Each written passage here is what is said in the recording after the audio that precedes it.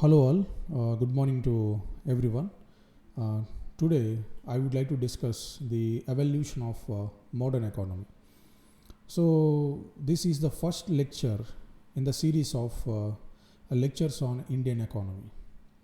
So the thing is, to understand this lecture you have to watch the terminology in Indian economy.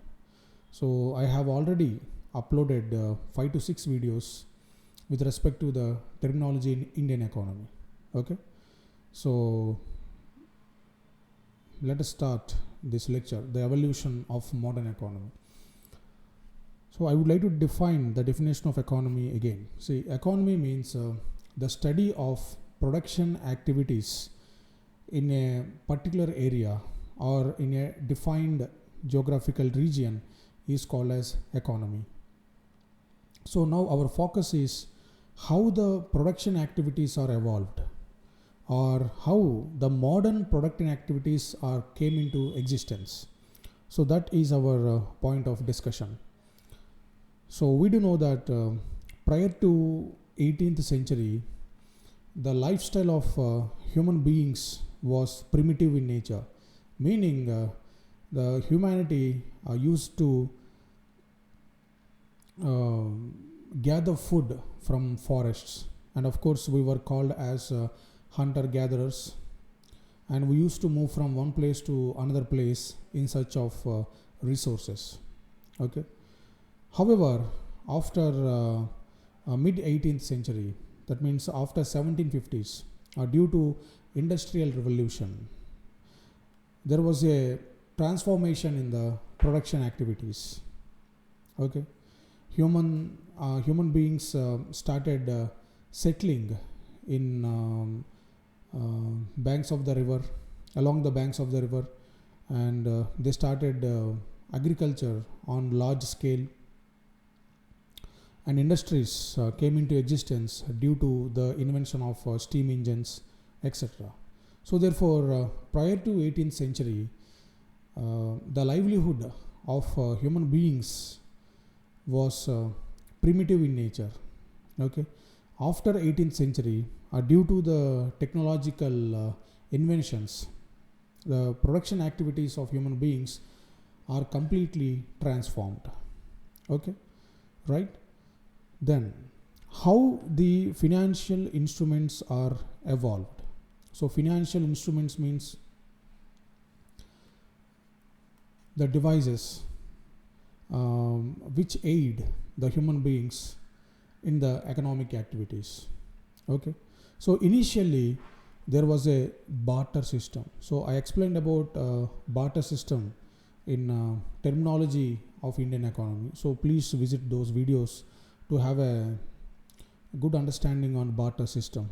Okay, so in simple words, barter system means exchange of goods without use of money, right? So this acted as a financial instrument. Okay, this acted as a medium of exchange. Okay, there is no use of money, so the goods are transferred for goods, the goods are exchanged for goods. So that is the main essence of barter system. And to the barter system to function, there should be coincidence of needs or coincidence of wants. There should be mutual coincidence of needs and wants. Okay, then after barter system, the goods are exchanged for grains and cattle. So this is the evolution from barter system to grains and cattle. So that means grains and cattle are used as a means of exchange for goods, and later this has been changed into coins.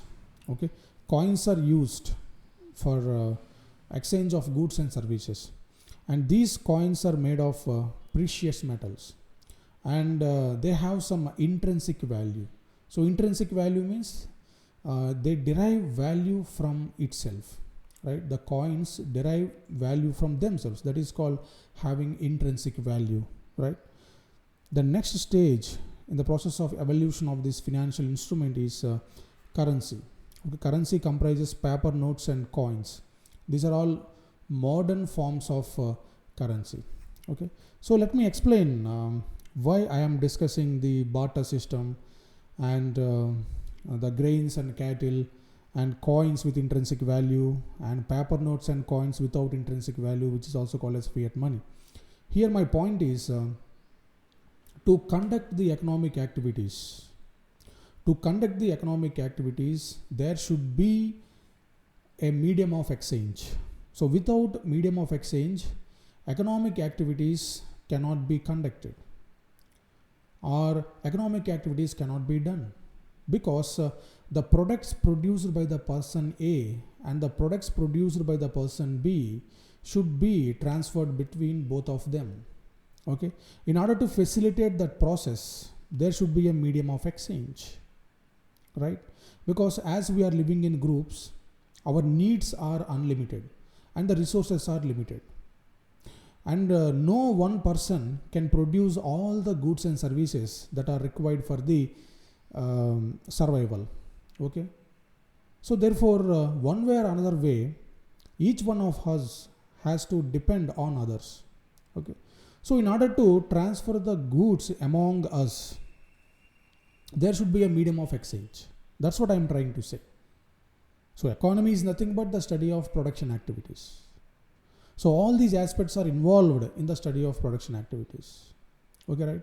So initially we adopted barter system for the exchange of goods, and later we shifted to grains and cattle. We used to give grains or cattle for the exchange as an exchange for goods.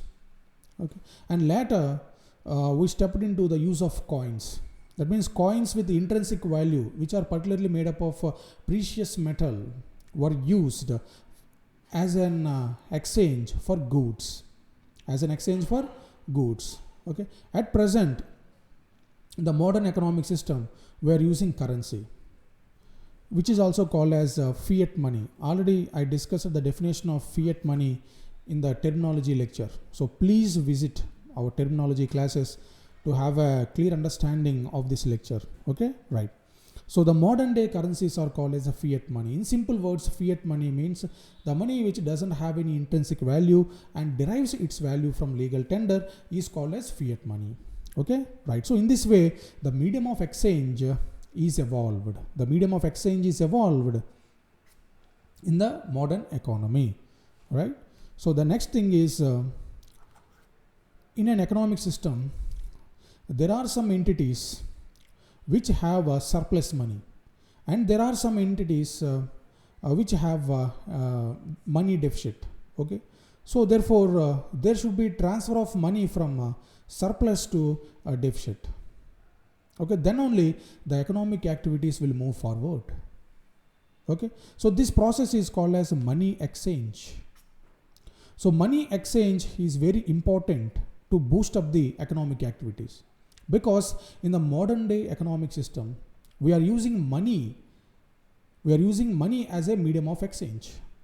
Okay, so to generate products or to generate goods and services, the basic requirement is money. Okay, so the money has to be supplied for the people who are in need. So the money has to be transferred from surplus region to deficit region in order to enable the functioning of an economic system. Okay, so therefore there are two ways to transfer money from surplus to deficit regions. So they are informal sector loans and formal sector loans. I already discussed about it in our terminology classes, so please visit them. Okay, right. So what are informal sector loans? So informal sector loans means the loans which are provided by the relatives or friends or money lenders or traders, etc., are called as informal sector loans. Okay, what are the traits of informal sector loans? The traits are the interest rates are very high. Okay, so please visit my terminology classes, right? Then this informal sector loans is the basic trait of underdeveloped countries. So in underdeveloped countries, the dominant financial instrument is informal sector loan. Okay, so as the countries progress, the share of informal sector in financial system comes down. Yes, I think this point doesn't need explanation, right? Yes. And we are transitioning from informal sector towards a formal sector since independence. Meaning, we are trying to establish more number of banks in order to provide facilities for capital, right? In order to give loans for the people who are in need to produce goods and services. So then what are formal sector loans? So formal sector loans means credit facilities provided by the banks and cooperative banks and non-banking financial agencies, etc., which are controlled by the regulators, come under the formal sector loans. Okay, I elaborated about formal sector loans in the terminology of Indian economy lectures, so please visit them. Right. Then what are the advantages of formal sector loans? The advantages are no exploitation in financial system, meaning formal sector loans are available at low interest rates, right? So, and things move as per the law of the land, because there are some regulators like RBI, Reserve Bank of India, and Pension Funds Regulatory Development Authority of India, PFRDA, okay, and SEBI, Securities Exchange Board of India. Like this, there are many financial regulators. They regulate the formal sector loans. Therefore, things move as per the law of the land. Okay. Then this formal sector loans leads to financial inclusion. What is the meaning of financial inclusion? Providing economic opportunities or providing credit facilities for all the citizens in India is called as a financial inclusion. And financial inclusion is possible only through formal sector loans. Okay. Then if implemented properly, okay, if the implementation is good, then definitely financial inclusion will be realized, right? Then the interest rate structure is reasonable and normally affordable. Yes or no? And growth and equity is possible only with formal sector loans. What is the meaning of growth? Here growth means a GDP, and here equity means equal distribution of income to all the sections of the society. So growth and equity is possible only with formal sector loans. Am I clear? Right. And it is inevitable for any developing country towards a transition to developed country. Yes or no? That means in order to become a developed country, a developing country has to adopt these type of financial instruments called formal sector loans. Am I clear? Right? So if you look at the types of loans given by the banks or non-banking financial institutions, we will have a chapter on Indian banking system. There I will discuss more comprehensively about different types of banks and non-banking financial agencies, etc. Okay, right now we are just discussing the basics of economy, right? So my humble request for all of you is to visit the terminology of Indian economy to understand all these lectures. Okay, the terminology of Indian economy and lectures of Indian economy, these two will go simultaneously. Okay, right. So please watch these two to have a good understanding on economy, right? So what are the different types of bank loans, particularly the retail loans?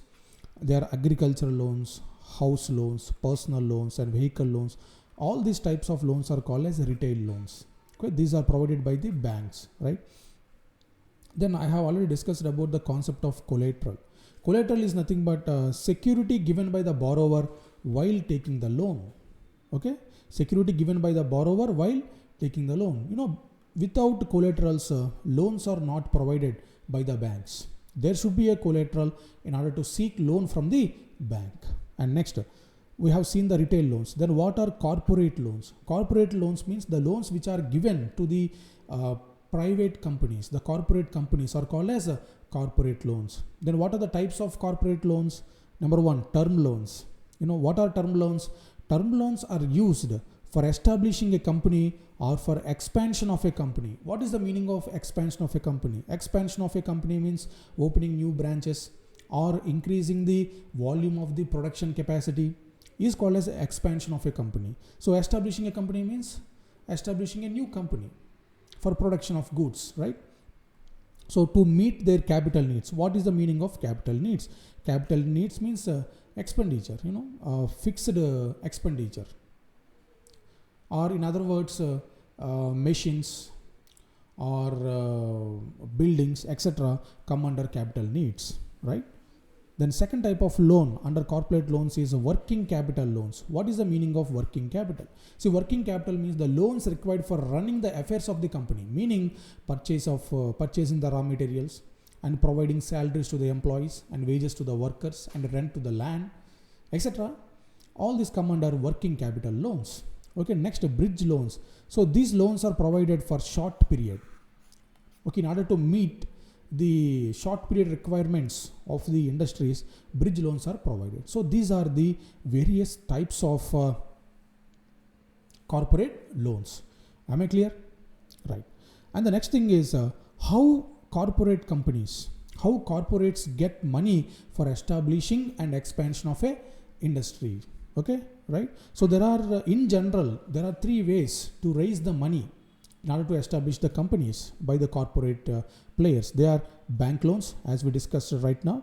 The next one is debentures and shares, the share market. So what are debentures? See, debentures are nothing but a financial instruments which are used to borrow money from the public directly. Please try to note this point. Okay, borrowing money from the public directly is called debentures. Okay, debentures are financial instruments. Am I clear? These are like bonds. Okay, there is a slight difference between debenture and a bond. I will discuss in future classes. For time being, just remember that debentures means a financial instrument used to borrow money directly from the public. Okay, in this way, the corporates raise the money to establish an industry or to expand the existing industry. Okay, so these are known as debt instruments. Please try to understand. Debentures are known as debt instruments. Okay, under debentures, company won't share the ownership. Okay, whereas if you take the shares, here company gives ownership to the public. That is the difference between debenture and a share. Under share, the public will get the ownership, the part of ownership from the company based on the percentage of their shares in the company, right? And these are known as equity instruments. Please try to understand. Shares are called as equity instruments and debentures are called as debt instruments. So from bank loans, from debentures and from shares, the corporates try to raise the money to establish an industry or to expand the existing industries. Okay, so dear students, we have seen how the medium of exchange is evolved. And also we have seen that previously, prior to 18th century, the humanity mainly depended on products from the nature. Okay, there were no manufacturing processes prior to 18th century. The lifestyle of the human beings was primitive in nature. That means food gatherers, hunting and gathering, etc. Am I clear? But due to the emergence of industrial revolution in the mid 18th century, the production activities of the humanity have been completely transformed. Okay, and different financial instruments came into limelight, like a usage of modern currency as a medium of exchange to transfer goods and services, right? And also we have seen the traits of modern economy. What are the traits of modern economy or the characteristics of modern economy, like informal sector loans and formal sector loans? And we have seen the advantages of formal sector loans and banks, okay, and the concept of collateral and corporate loans, and how the corporates raise the money for establishing and expansion of industries, etc. Okay, so please, again I am repeating, please visit my lectures on terminology of Indian economy to understand these lectures on economy with much ease. Okay, right. In the next video I will try to discuss evolution of various sectors of economy, and the meaning of primary, secondary, and tertiary sectors. Okay, thank you very much.